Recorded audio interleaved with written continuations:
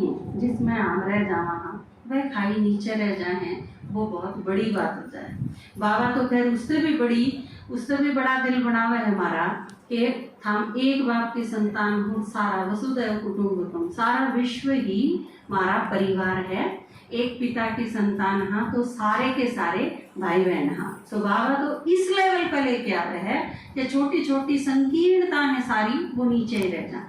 तो आज उधम सिंह जयंती है, मैं उस पर 4 लाइन सुनाऊँ आपने, उसके बाद आप राखी का प्रोग्राम शुरू कराएं। मैं केशव का 5 जन्म भी गहन मौन में खोया हूँ, मैं केशव का 5 जन्म भी गहन मौन में खोया हूँ। उन बेटों की याद कहानी लिखते लिखते रोया हूँ, जिन बेटों ने पर्वत काटे हैं अपने नाखूनों से, उनकी कोई मांग नहीं है दिल्ली के कानूनों से।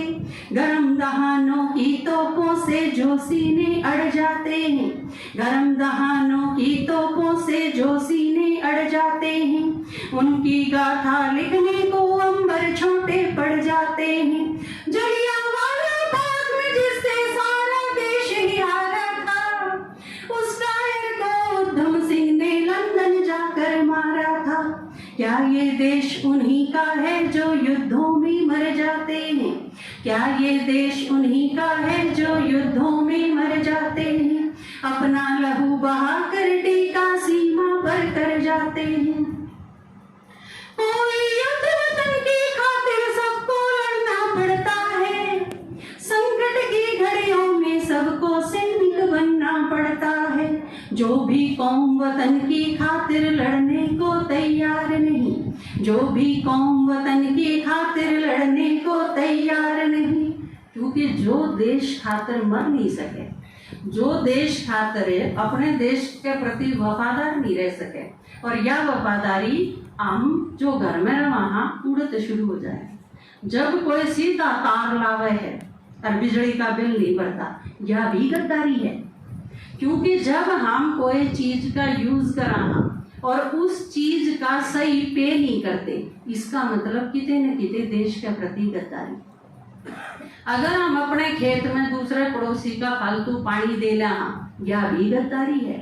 कदे नहीं यूं सोचो कि फौज में जो सैनिक भर्ती हो रहे हैं वह अगर पाकिस्तान के साथ और चीन के साथ मिल जाए तो वे गद्दारी हो है, या गद्दारी कदम कदम पर हो है। अगर अपने बालक का सिलेक्शन करवाने खातर हम 5 लाख रुपए दे दें, हाँ, यह भी देश के प्रति गद्दारी है।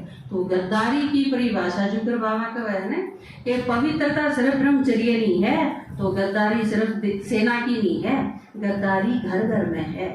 एक एक घर में एक एक नागरिक, एक एक आदमी अपनी जगह अगर 100% है तो इस देश में कोई खतरा ही नहीं।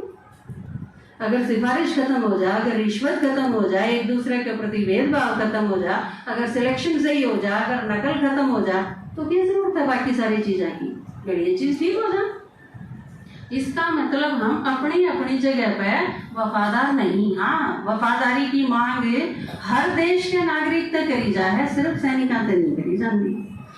जो वतन की खातिर लड़ने को तैयार नहीं, उन्हें आजादी के इस देश में जीने का कोई अधिकार नहीं। वह उल्टे फेरते कैद में डाल देने चाहिए जिन्हें देश खातिर किम्मे नहीं करा। जो अपने देश के प्रति वफादार नहीं रह सकते, उन खातिर आजादी होनी ही नहीं चाहिए, क्योंकि आजादी उन खातिर है जिन्हें लड़के आजादी प्राप्त करी है। जो वतन की खातिर लड़ने को तैयार नहीं, उसकी संतति को आजादी जीने का अधिकार नहीं, उसकी संतति को आजादी